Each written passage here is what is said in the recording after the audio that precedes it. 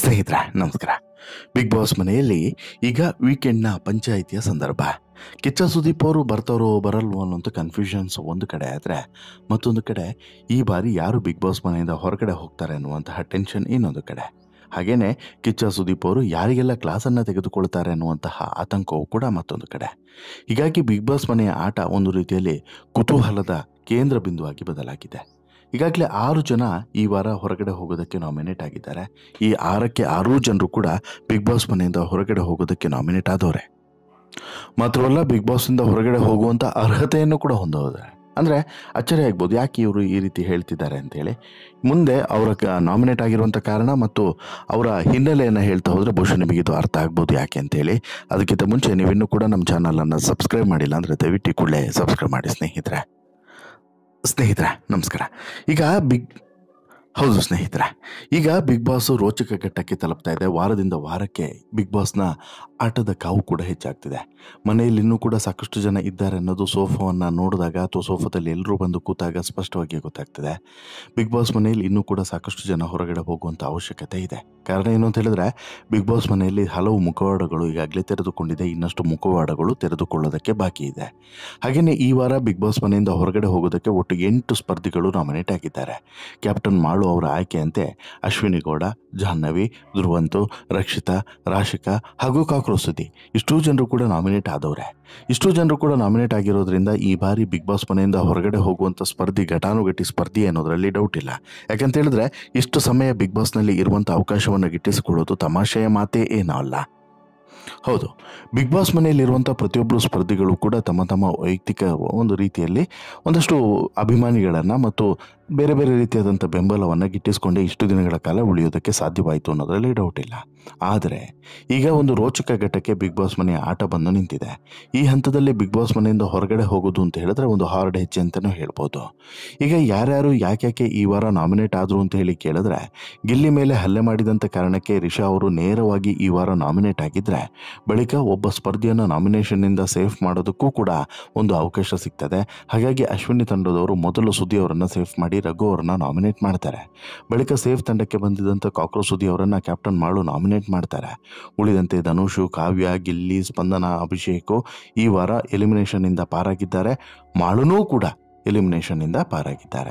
ಅಲ್ಲಿಗೆ ಈ ವಾರ ಬಿಗ್ ಬಾಸ್ ಮನೆಯಿಂದ ಹೊರಗಡೆ ಹೋಗೋದಕ್ಕೆ ನಾಮಿನೇಟ್ ಆಗಿರುವಂಥ ಸ್ಪರ್ಧಿಗಳು ಯಾರ್ಯಾರು ಅಂತೇಳಿ ಕೇಳಿದ್ರೆ, 1 ಅಶ್ವಿನಿ ಗೌಡ, 2ನೇದು ಜಾಹ್ನವಿ, 3ನೇದು ಧ್ರುವಂತು, 4ನೇದು ರಕ್ಷಿತಾ, 5ನೇದು ಕಾಕ್ರೋಚ್ ಸುದಿ, 6ನೇದು ರಿಷಾ ಗೌಡ, 7ನೇದು ರಾಶಿಕಾ, 8ನೇದು ಈ ಮ್ಯೂಟೆಂಟ್ ರಘು. ಇದರಲ್ಲಿ ಯಾರೆಲ್ಲ ಬಚಾವಾಗ್ಬೋದು, ಯಾರೆಲ್ಲ ಹೊರಗಡೆ ಹೋಗ್ಬೋದು, ಯಾರ ಪ್ಲಸ್ ಏನು, ಯಾರ ಮೈನಸ್ ಏನು ಅನ್ನೋದನ್ನು ಸಂಕ್ಷಿಪ್ತವಾಗಿ ನೋಡ್ತಾ ಹೋಗೋಣ ಬನ್ನಿ. ಹೌದು, ಭಾನುವಾರದ ಸಂಚಿಕೆಯಲ್ಲಿ ಈ ವಾರ ಯಾರಾದರೂ ಒಬ್ಬರು, ಇಷ್ಟು ಜನರಲ್ಲಿ ಯಾರಾದರೂ ಒಬ್ಬರು ಹೊರಗಡೆ ಹೋಗೋದು ಕನ್ಫರ್ಮು. ಈಗ ಒಬ್ಬೊಬ್ಬರ ನೆಗೆಟಿವ್ಗಳನ್ನು ನೋಡ್ತಾ ಹೋಗೋದಾದರೆ, ಈಗ ಇಷ್ಟೋ ಜನರು ಕೂಡ ನಾಮಿನೇಟ್ ಮಾಡಿದ್ದು ಮಾಳುನೇ. ಈ ವಾರದ ಕ್ಯಾಪ್ಟನ್ ಆಗಿರುವಂಥ ಮಾಳುನೇ ಇಷ್ಟೋ ಜನರು ಕೂಡ ನಾಮಿನೇಟ್ ಆಗಿದ್ದು. ಹಾಗಾಗಿ ಆ ಮಾಳುವನ್ನು ಈ ವಾರ ಕಳಪೆಗೆ ಹಾಕಿರೋದ್ರಲ್ಲಿ ಅಚ್ಚರಿ ಇಲ್ಲ. ಬಟ್ ದ್ವೇಷದ ಆಟವನ್ನು ಇವರೆಲ್ಲರೂ ಕೂಡ ಆಡ್ತಾ ಇದ್ದಾರೆ ಅನ್ನೋದ್ರಲ್ಲೂ ಕೂಡ ಡೌಟ್ ಇಲ್ಲ.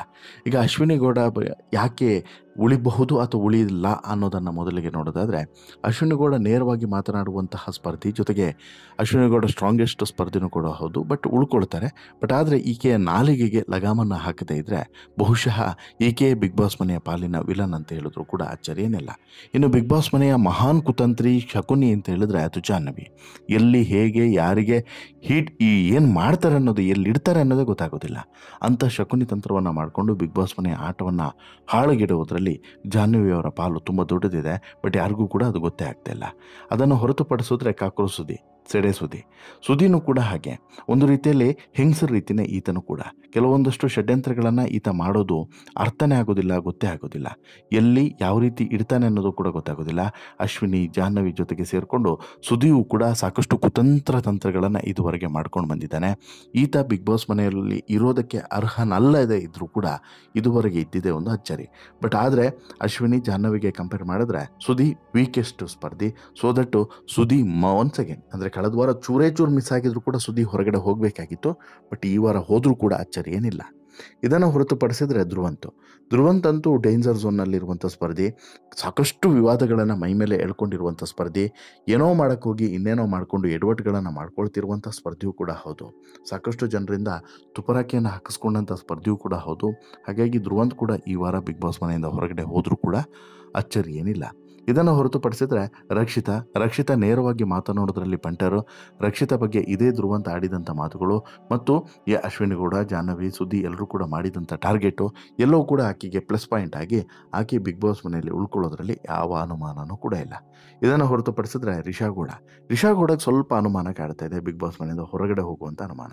ಕಾರಣ ಕಳೆದ ವಾರನೇ ಆಕೆಯನ್ನು ಹೊರಗಡೆ ಕಳಿಸ್ಬೇಕಾಗಿತ್ತು, ಯಾವಾಗ ಗಿಲ್ಲಿಗೆ ಹಲ್ಲೆ ಮಾಡಿದ್ರು ಆಗ. ಬಹುಶಃ ಈ ವಾರ ಕಳಿಸಿದ್ರು ಕೂಡ ಅಚ್ಚರಿ ಏನಿಲ್ಲ. ಯಾಕೆಂತ ಹೇಳಿದ್ರೆ ಅಂಥದ್ದೇನು ಔಟ್ಪುಟ್ ಆಕೆಯಿಂದ ಹೊರಗಡೆ ಬರಲಿಲ್ಲ. ಈ ವಾರ ಕಂಪ್ಲೀಟಾಗಿ ಜೈಲಲ್ಲಿದ್ದಂಥ ಈಕೆ ಜೈಲಿನಿಂದ ಹೊರಗಡೆ ಬಂದ ಬಳಿಕನೂ ಕೂಡ ಅಂಥದ್ದೇನೋ ಆಟವನ್ನು ಕೂಡ ಆಡಲಿಲ್ಲ. ಜಗಳ ಆಡಿದ್ದು ಬಿಟ್ಟರೆ ಬೇರೆ ಏನೂ ಕೂಡ ಕಾಣಿಸ್ಲಿಲ್ಲ. ಒಂದು ರೀತಿಯಲ್ಲಿ ಕೆಟ್ಟದಾಗಿ ಜಗಳ ಮಾಡೋದ್ರಲ್ಲಿ ಈ ರಿಷಾಗೌಡ ಪಾಪ್ಯುಲರ್. ಸೊ ದಟ್ಟು ಈಕೆ ಮನೆಗೆ ಹೋಗಿ ಅಲ್ಲೇ ಜಗಳ ಮಾಡ್ಕೊಮ್ಮ ಅಂತೇಳಿ ಹೇಳಿದ್ರು ಕೂಡ ಅಚ್ಚರಿ ಏನಿಲ್ಲ. ಸೊ ದಟ್ಟು ಇಲ್ಲಿ ಸುದಿ, ಧ್ರುವಂತ್ ಬಿಟ್ಟರೆ ರಿಷಾಗೌಡ ಈಕೆಯು ಕೂಡ ಡೇಂಜರ್ ಝೋನ್ನಲ್ಲಿರುವಂಥ ಸ್ಪರ್ಧಿ. ಇನ್ನು ಮತ್ತೊಬ್ಬ ಸ್ಪರ್ಧಿಯು ಕೂಡ ಡೇಂಜರ್ ಝೋನ್ನಲ್ಲಿದ್ದಾರೆ. ಅದ್ಯಾರು ಅಂತೇಳಿ ಕೇಳಿದ್ರೆ ರಾಜಶೇಖರ್ ಶೆಟ್ಟಿ ಈ ವಾರ ಆಡಿದಂಥ ಆಟ ಬಹುಶಃ ಚೆನ್ನಾಗಿದ್ದಂಥ ಆಟನೇ, ಒಳ್ಳೆ ಆಟ. ಬಟ್ ಆದರೆ ಈಕೆ ತೆಗೆದುಕೊಂಡಂಥ ನಿರ್ಧಾರ ಇದೆಯಲ್ಲ, ಅದು ತಪ್ಪು ನಿರ್ಧಾರ. ಸ್ಪಂದನ ಅಲ್ಲಿ ಉಳಿಬಾರ್ದು, ನಾಮಿನೇಟ್ ಆಗಬೇಕು ಅನ್ನುವಂಥ ಹಠವನ್ನು ಹಿಡಿದ ಕಾರಣಕ್ಕೋಸ್ಕರ ಈಕೆ ಇಲ್ಲಿ ನಾಮಿನೇಟ್ ಆಗುವಂಥ ಪರಿಸ್ಥಿತಿ ಬಂತು. ಹೀಗಾಗಿ ಇಲ್ಲಿ ಏನೋ ಮಾಡೋಕ್ಕೋಗಿ ಇನ್ನೇನೋ ಮಾಡಿಕೊಂಡ್ರು. ಒಂದು ವೇಳೆ ರಾಶಿಕಾ ಸೇವ್ ಆಗಿದ್ದಿದ್ರೆ, ಸ್ಪಂದನನ್ನು ಹಠ ಹಿಡಿದೆ ರಾಶಿಕಾ ಸೇವ್ ಆಗಿದ್ದಿದ್ರೆ ಬಹುಶಃ ಇವತ್ತು ನಾಮಿನೇಟ್ ಪಟ್ಟಿಯಲ್ಲಿ ರಾಶಿಕಾ ಶೆಟ್ಟಿ ಹೆಸರು ಇರ್ತಿರ್ಲಿಲ್ಲ. ಬಟ್ ಅದು ತುಂಬ ಏನು ಅಪಾಯದಲ್ಲಿಲ್ಲ, ಈಕೆ ಸೇವ್ ಆಗ್ತಾಳೆ. ಬಟ್ ಆದರೆ ಎಲ್ಲೋ ಒಂದು ಕಡೆ ತಪ್ಪು ನಿರ್ಧಾರಗಳು ತುಂಬ ಕಾಸ್ಟ್ಲಿ ಆದರೂ ಕೂಡ ಅಚ್ಚರಿ ಏನಿಲ್ಲ ಲಾಸ್ಟ್ ಮೂಮೆಂಟ್ಗೆ ಅನ್ನೋದನ್ನು ಕೂಡ ಅರ್ಥ ಮಾಡ್ಕೊಬೇಕು. ಇದನ್ನು ಹೊರತುಪಡಿಸಿದ್ರೆ ಮ್ಯೂಟೆಂಟ್ ರಘು ಕ್ಯಾಪ್ಟನ್ ಕೂಡ ಆಗಿದ್ದಾರೆ. ಬಿಗ್ ಬಾಸ್ ಮನೆಯಲ್ಲಿ ತಮ್ಮದೇ ಆದಂಥ ಆಟವನ್ನು ಆಡ್ತಿದ್ದಾರೆ.